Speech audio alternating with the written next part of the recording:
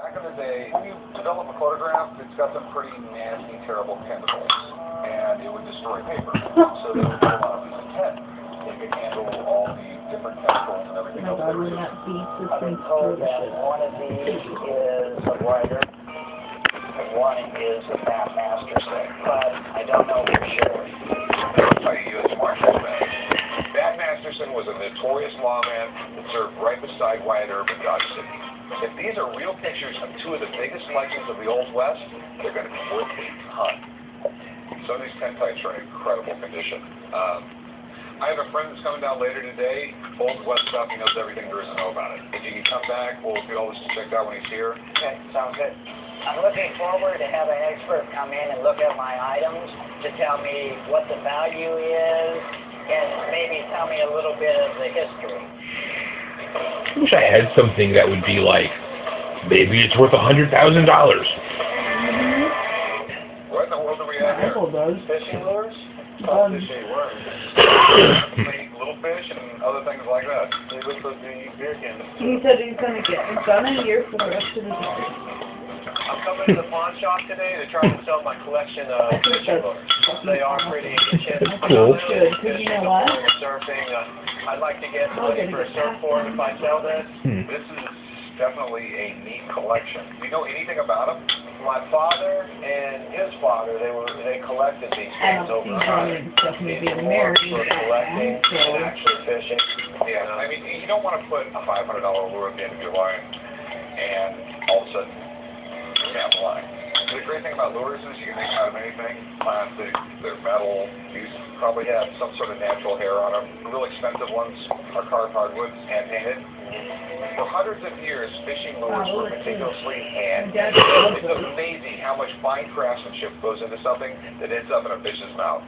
It's sort of a weird thing. That particular lure doesn't actually get more fish. It's just a rare lure, and people have collections, and it's that one lure they want to get that they can't get, they will pay a lot of money for it. All right, we got right at 100 lures here. I know I can sell a few of these lures for a couple $100 a piece, but most of them I have never seen before. If I can get these for a decent price, it'll be worth the gamble. So what do you want to do with it? You want to pawn it or sell it? If I can get enough to buy a nice surfboard, then me and you could make a deal. All right, well, I'm taking a shot in the dark here. Feel how $600 hot my nice the surfboard. Feel how hot Actually, the the one pillow I'm looking Yeah, that's the one. I'm trying to burn my butt. at is, Well, six you could make a deal. All right, well, I'm taking a shot in the dark here. Well, $600 buy a nice surfboard. Actually, the one I'm looking at is, it's $1,000 piece. $1,000 for some colored fish could be worth thousands and thousands, you know. And it could be worth hundreds.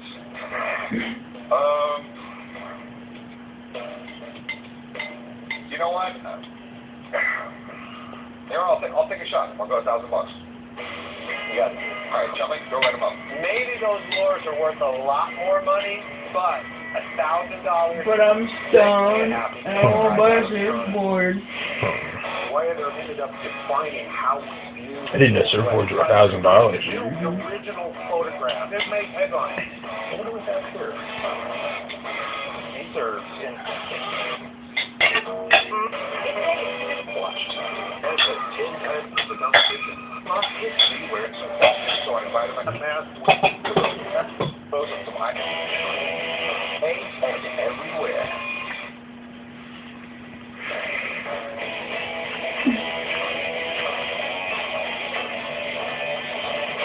Earlier, a guy brought in some photos of some items related to Wyatt Earp and Bat Masterson. I have some questions, so I invited my buddy Mark down to take a look. Hey, Mark, how you doing? I'm doing great. I'm Mark. I'm the administrator of the Clark County Museum.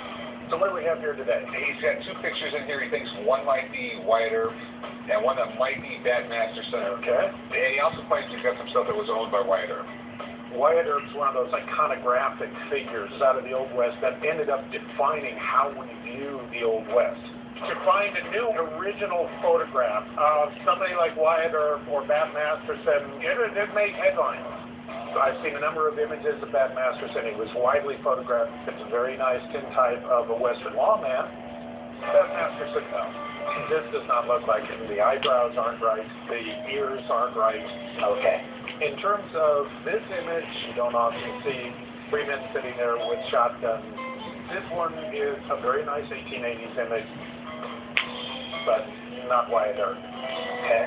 A lot of people get these types of photographs and they want to believe that there's somebody famous, and they're not. There are only one Wyatt Earp and only one Bat Masterson. It's very hard to prove whether a particular piece was in fact owned by somebody famous. Even if it was owned by Wyatt Earp, it's still a brochure from a hotel. It's just a printed piece of paper. Wow, it's so harsh. This is a letter from Josephine Earp to John Flood in 1931. Well, now that would be interesting.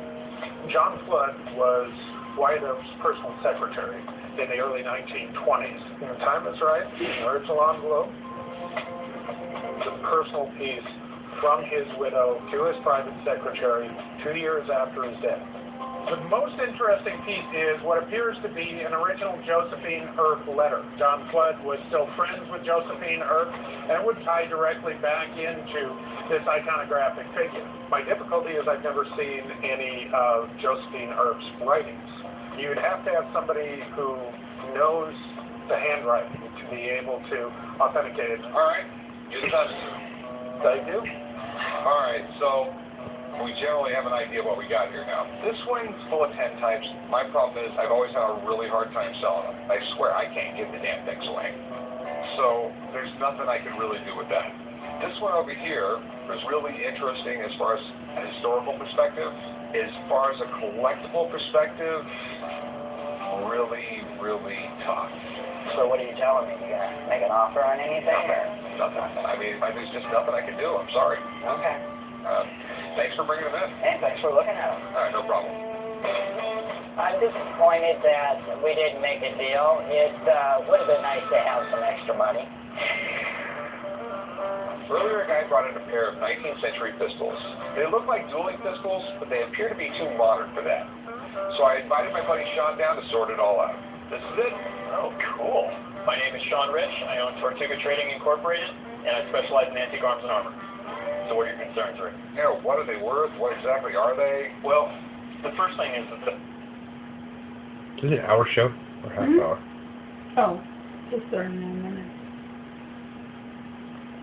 people, when they say, well, here's a pair of pistols in a box, they assume dueling pistols. Not to say that these couldn't be used in a duel, but these were more target pistols. Okay. The dueling pistols, the majority of them were smooth bore, where the ball can just kind of wave and go all over the place. These have rifled barrels.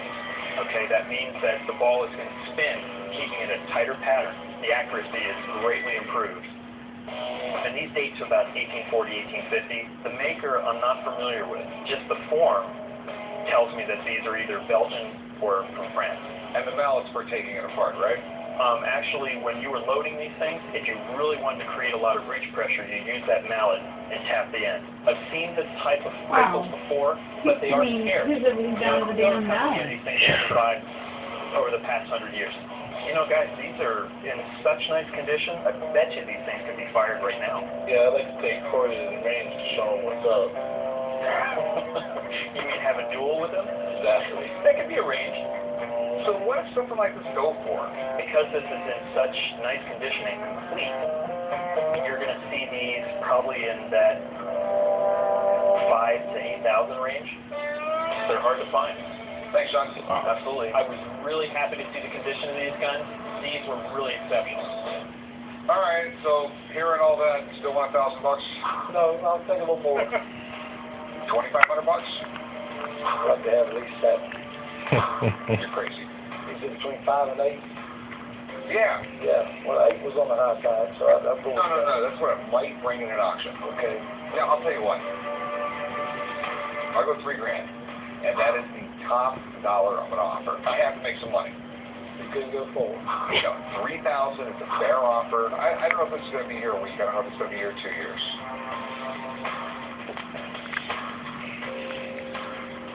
Okay, I'm taking 3,000. All right, $3,000.